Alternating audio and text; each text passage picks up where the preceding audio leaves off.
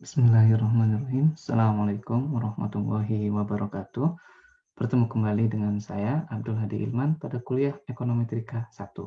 Dan materi untuk video kali ini itu adalah tentang ordinary least square, yaitu tentang regresi sederhana.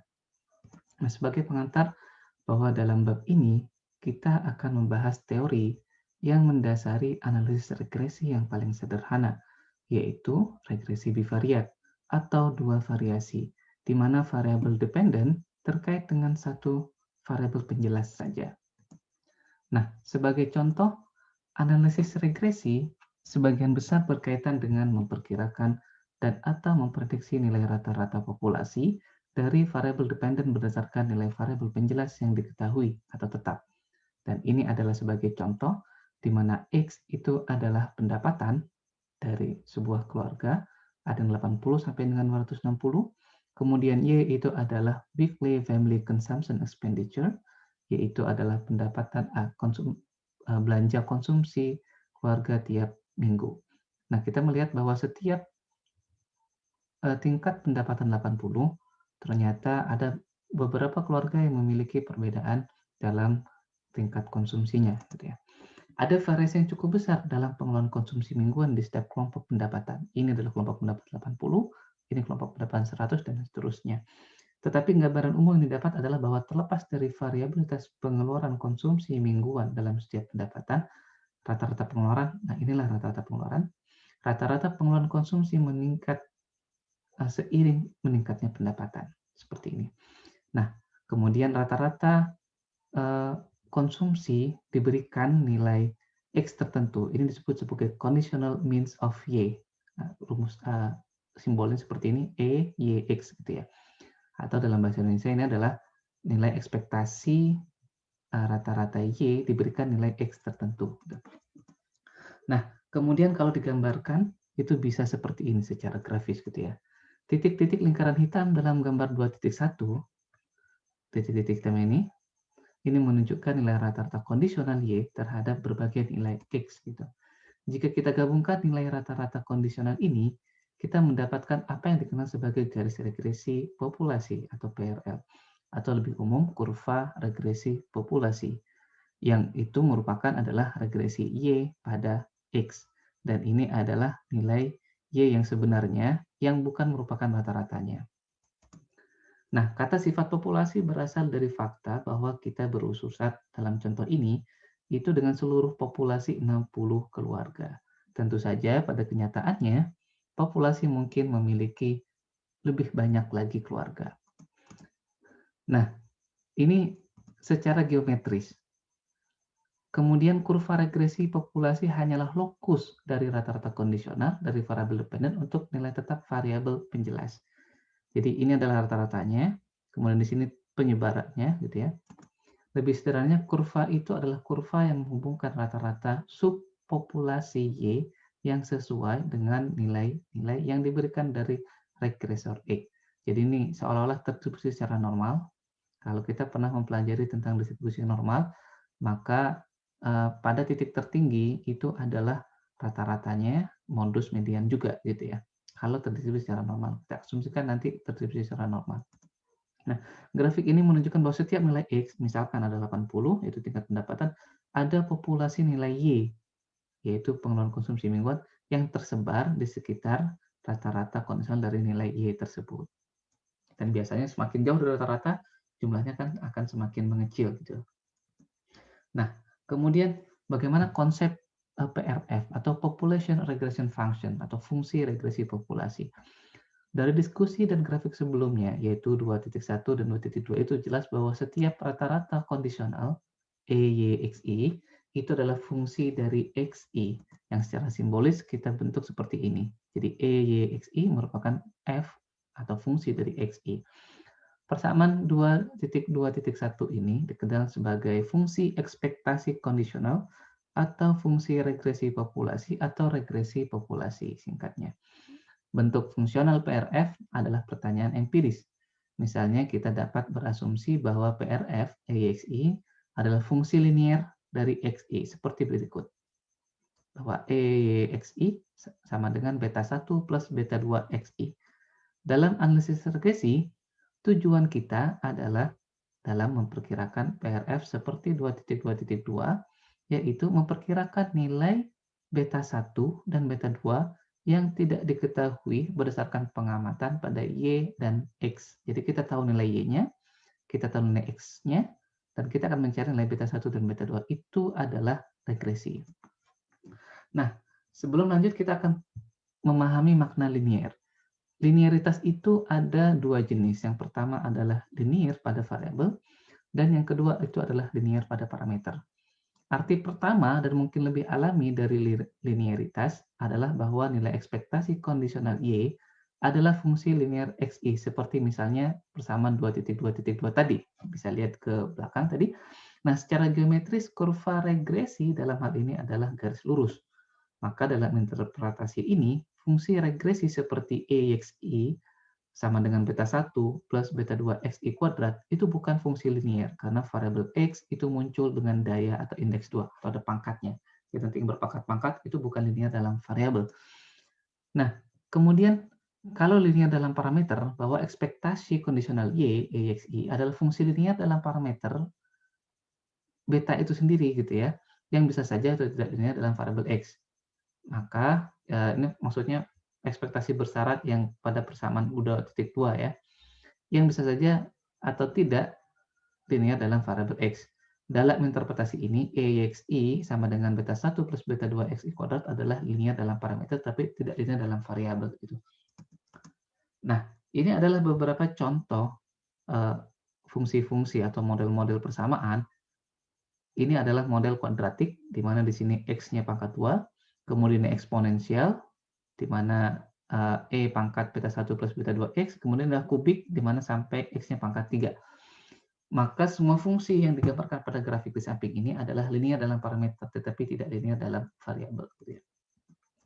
Dari dua interpretasi linearitas tersebut, linearitas dalam parameter itu adalah yang paling relevan untuk pengembangan teori regresi yang akan kita bahas. Oleh karena itu, mulai sekarang istilah regresi linear akan selalu berarti regresi yang linear dalam parameter, yaitu beta, di mana variabel penjelas X itu mungkin saja linear dan mungkin saja tidak linear. Dan ini sebagai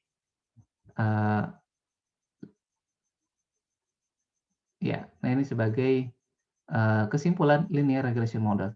Jadi kalau dia linear dalam parameter dan linear dalam variabel, maka dia memerlukan linear regression model. Dan kalau dia linear dalam parameter tapi tidak linear dalam variabel, maka dia juga linear regression model. Tetapi kalau dia tidak linear dalam parameter, apapun yang terjadi pada linear pada variabelnya, itu kemudian tidak linear, non-linear regression model. Nah, kuis 1 sebagai bahan pembelajaran buat teman-teman, tentukan apakah model-model di bawah ini merupakan model linear dalam variabel atau linear dalam parameter atau linear dalam variabel dan parameter secara sekaligus. Nah, tolong jawab ini di kolom komentar dan ini akan menjadi salah satu penilaian tugas dari para mahasiswa. Nah, kemudian kita lanjut tentang spesifik stokastik dari PRF, Population Regression Function. Kita dapat mengekspresikan penyimpangan suatu YI di sekitar nilai yang diharapkan sebagai berikut. Tadi kan kita melihat bahwa ketika pendapatan dari seseorang itu 80, kita melihat adanya variasi pendapatan di sekitar nilai rata-rata. Nah, kita bisa mengekspresikan penyimpangan itu sebagai berikut, bahwa UI, penyimpangan itu merupakan YI, nilai Y yang sebenarnya, dikurangi dengan nilai ekspektasi Y diberikan nilai XI tertentu. Ketika tadi disebut bahwa ketika pendapatannya 80 gitu ya, Y-nya itu harusnya 65 misalkan gitu. Tetapi ternyata Y-nya adalah 70. Itu berarti ada penyimpangan sebesar 5 misalkan gitu ya. Atau kita bisa tulis sebagai berikut bahwa YI itu sama dengan ekspektasi nilai Y diberikan nilai XI tertentu ditambah dengan error atau penyimpangan itu sendiri gitu ya. Secara teknis, UI ini dikenal sebagai gangguan acak atau stochastic error. Bagaimana kita menafsirkan 2.4.1 ini, yang ini? Pengeluaran keluarga individu, yaitu YI, mengingat tingkat pendapatannya, dapat dinyatakan sebagai jumlah dua komponen sebagai berikut. Bahwa E, Y, XI atau ekspektasi nilai Y diberikan nilai X tertentu, yaitu konsumsi rata-rata semua keluarga dengan tingkat pendapatan yang sama. Komponen ini dikenal sebagai komponen yang sistematis atau deterministik. Sementara UI itu merupakan komponen acak atau non-sistematik. Untuk saat ini kita asumsikan bahwa istilah gangguan stokastik itu sebagai proksi untuk semua variabel yang dihilangkan atau diabaikan, yang itu sebenarnya dapat mempengaruhi Y, tetapi tidak termasuk di dalam model regresi. Jika ekspektasi Y diberikan XI ini diasumsikan linier di XI seperti pada persamaan 2.2, maka persamaan 2.4.1 dapat ditulis sebagai berikut. YI sama dengan EXI plus UI, maka kemudian ditulis sebagai beta 1, ini beta 2 ya, 2-nya di bawah harusnya, XI plus UI. Nah, persamaan 2.4.2 ini mengemukakan bahwa pengeluaran konsumsi keluarga itu secara linear terkait dengan pendapatannya, kemudian ditambah dengan error term. Dengan demikian, pengeluaran konsumsi individu yang diberikan yang nilai X-nya sama dengan 80 dapat diekspresikan sebagai berikut. Tadi misalkan ada 5 orang.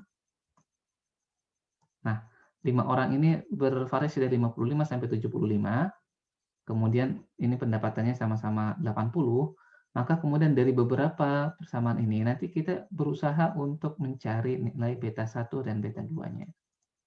Nah, spesifikasi stokastik terbaru selanjutnya adalah sekarang jika kita mengambil nilai ekspektasi Y dari 2.4.1 di kedua sisi, kita memperoleh bahwa sebagai berikut, EYI XI artinya ekspektasi nilai YI Y pada ini tertentu, di mana XI itu sama dengan ekspektasi dari ekspektasi Y XI ditambah ekspektasi dari UI XI. Nah, di mana ini sama gitu ya, kemudian tinggal tersisa ini. Nah, di mana nilai konstanta yang diharapkan adalah konstanta itu sendiri, karena EYI XI adalah hal yang sama dengan EYI XI, maka persamaan 2/4 menyeratkan bahwa ekspektasi UI XI itu sama dengan, artinya tidak ada kesalahan gitu. Jadi kita berharap bahwa nilai rata-rata dari YI XI itu sama dengan ekspektasi kita terhadap Y XI gitu ya. Dengan demikian, asumsi bahwa garis regresi melewati rata-rata kondisional Y menyeratkan bahwa nilai rata-rata kondisional UI, kondisional pada X yang diberikan adalah 0. Jelas bahwa EYXI ini adalah beta 1 plus beta 2 XI, dan YI itu sama dengan beta 1 plus beta 2 XI plus UI. Maka adalah bentuk yang sama ini gitu ya. Ini 2.2.2 dan 2.2 adalah sama jika ekspektasi UI-nya, XI-nya itu sama dengan 0. Jika ini sama dengan 0. Seperti itu. Kemudian kenapa sih harus ada disturbance term itu? Jadi error term itu UI adalah pengganti untuk semua variabel yang dihilangkan dari model, tetapi secara kolektif mempengaruhi. Mengapa kita tidak masukkan saja ke dalam model secara eksplisit? Ada beberapa alasan. Yang pertama adalah ketidakjelasan teori. Sebuah teori jika ada yang menentukan perilaku Y, itu mungkin dan seringkali tidak lengkap. Kita mungkin abai atau tidak yakin tentang variabel lain yang mempengaruhi Y. Yang kedua, tidak tersedianya data. Kurangnya informasi secara kuantitatif tentang variabel-variabel ini, misalnya informasi tentang kekayaan keluarga umumnya tidak tersedia. Yang ketiga adalah variabel inti versus variabel periferal. Asumsikan bahwa selain penghasilan, yaitu X1 tadi, ternyata yang mempengaruhi konsumsi itu adalah jumlah anak per keluarga, X2, jenis kelamin, X3, agama, X4, pendidikan, X5, dan wilayah geografis X6. Itu juga mempengaruhi pengelolaan konsumsi. Tetapi pengaruh mereka secara bersama-sama dari semua atau beberapa variabel ini mungkin sangat kecil dan tidak layak untuk dimasukkan ke dalam model secara eksplisit. Maka salah satu harapan bahwa efek gabungan mereka itu kemudian dapat diperlakukan sebagai UI, yaitu variabel acaknya. Yang keempat adalah keacakan intrinsik dalam perilaku manusia. Bahkan jika kita berhasil memasukkan semua variabel yang relevan ke dalam model regresi, pasti ada beberapa keacakan intrinsik pada Y yang tidak dapat dijelaskan, tidak perlu seberapa keras kita mencoba. Gangguan U itu sendiri mungkin sangat baik untuk mencerminkan keacakan intrinsik ini. Kemudian yang selanjutnya, mengapa disturbance term ini perlu dimasukkan, itu adalah variabel proksi yang buruk. Misalnya, Friedman menganggap bahwa konsumsi permanen, YP, itu sebagai fungsi pendapatan permanen, XP. Tetapi karena data pada variabel-variabel ini tidak secara langsung dapat diamati, dalam praktiknya kita menggunakan variabel-variabel proxy, seperti konsumsi saat ini, alih-alih konsumsi permanen gitu ya, dan pendapatan saat ini, X, alih-alih pendapatan permanen. Ya, dalam hal ini akan ada masalah dalam pengukuran, maka U dalam hal ini kemudian juga mewakili kesalahan pengukuran tersebut. Kemudian yang keenam adalah prinsip parsimoni. Kita ingin menjaga model regresi kita sesederhana mungkin. Jika kita dapat menjelaskan perilaku Y secara substansial dengan 2 atau 3 variabel penjelas saja, dan jika teori kita ternyata tidak cukup kuat untuk menyarankan variabel lain, apa saja yang mungkin disertakan, mengapa memasukkan lebih banyak variabel? Maka biarkan UI itu sendiri mewakili semua variabel lainnya. Dan yang terakhir adalah mengapa UI itu perlu masuk, adalah karena bentuk fungsional yang salah.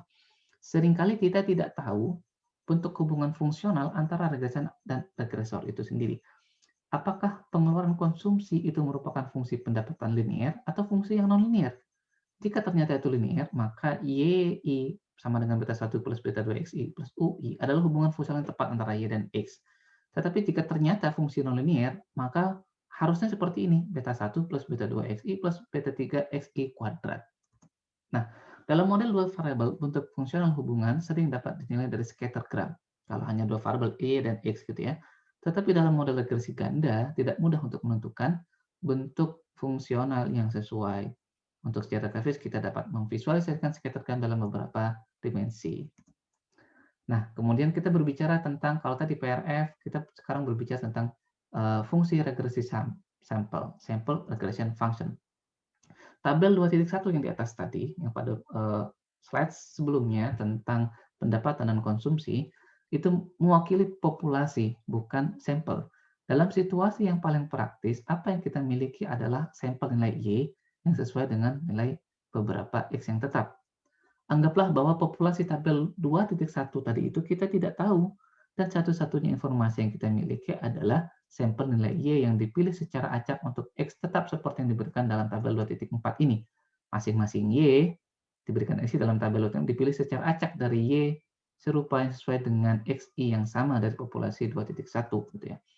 Nah, kemudian bisakah kita memperkirakan population regression function dari data sampel? Ini pertanyaan yang penting. Kita mungkin tidak dapat memperkirakan PRF secara akurat karena fluktuasi pengambilan sampel. Nah, untuk melihat ini, misalkan kita mengambil sampel acak lain dari populasi tabel 2.1, seperti nanti yang disajikan dalam tabel 2.5. Nah, kemudian nanti akan digambarkan diagram plot dari tabel 2.4 dan 2.5 sebagai berikut.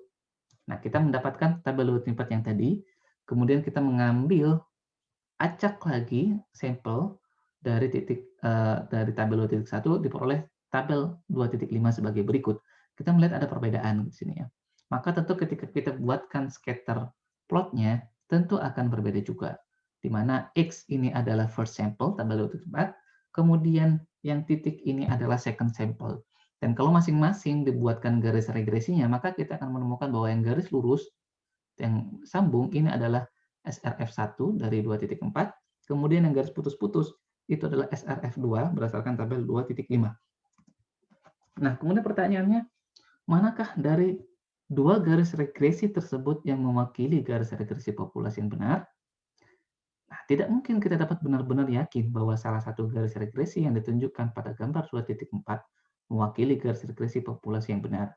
Seharusnya mereka mewakili garis regresi populasi, tetapi karena fluktuasi pengambilan sampel, mereka hanya merupakan perkiraan dari PRF yang sebenarnya.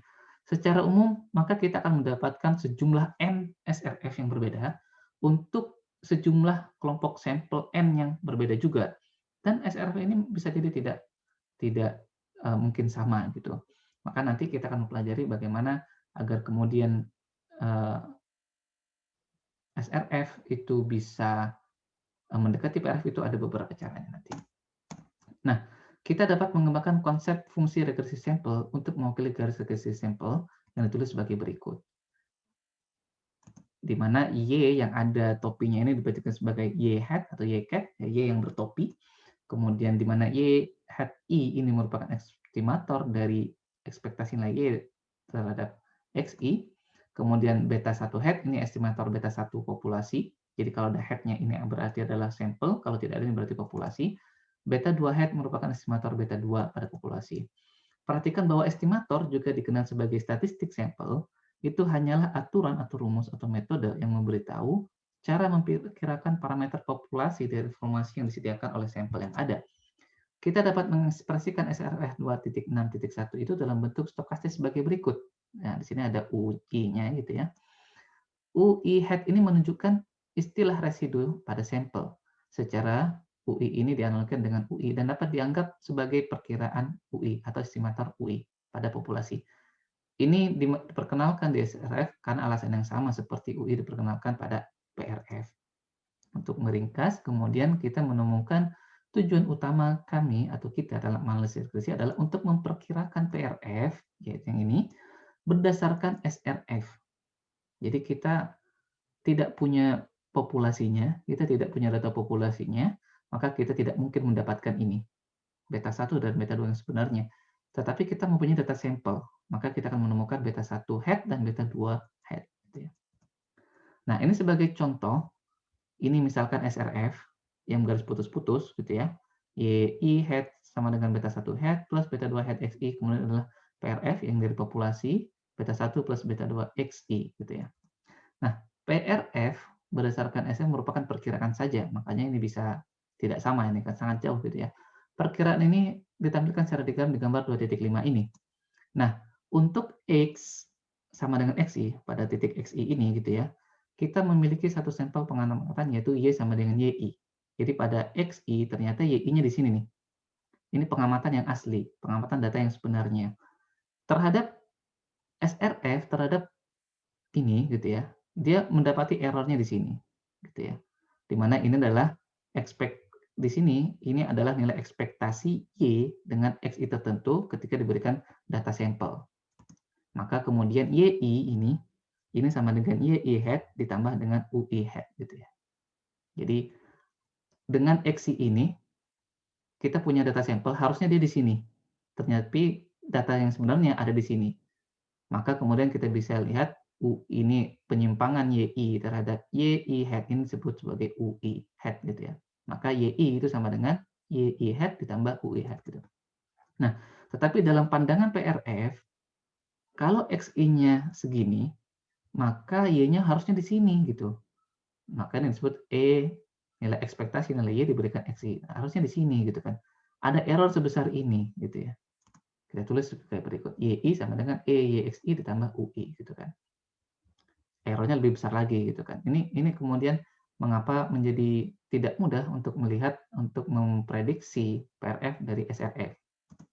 Sekarang jelas bahwa YI head itu ya. YI head itu yang ini, yang garis putus-putus itu overestimate nilai yang benar dari EYI. EYI itu yang ini, EYX itu yang ini.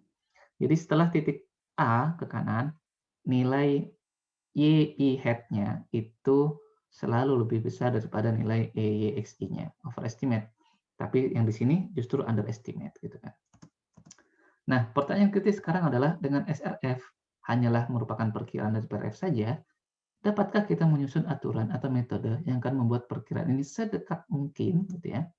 Dengan kata lain, bagaimana seharusnya sampel lapisan vaksin ini dibangun sehingga beta 1 itu sedekat mungkin, beta 1 head ya, sedekat mungkin dengan beta 1 dan beta 2 head yang sebenarnya adalah sedekat mungkin dengan beta 1 beta 2 ini, sorry, beta 2 yang sebenarnya. Karena kita tidak pernah tahu nilai beta 1 dan beta 2 yang sebenarnya. Jadi kita ingin mencari nilai beta 1 dengan beta 1 head dan kita akan mencari nilai beta 2 itu dengan beta 2 head. Nah, bagaimana kemudian agar ini bisa sedekat mungkin? Ini akan kita bahas pada bab selanjutnya. Maka pertemuan pada video ini kita cukupkan. Semoga bermanfaat. Terima kasih. Assalamualaikum warahmatullahi wabarakatuh.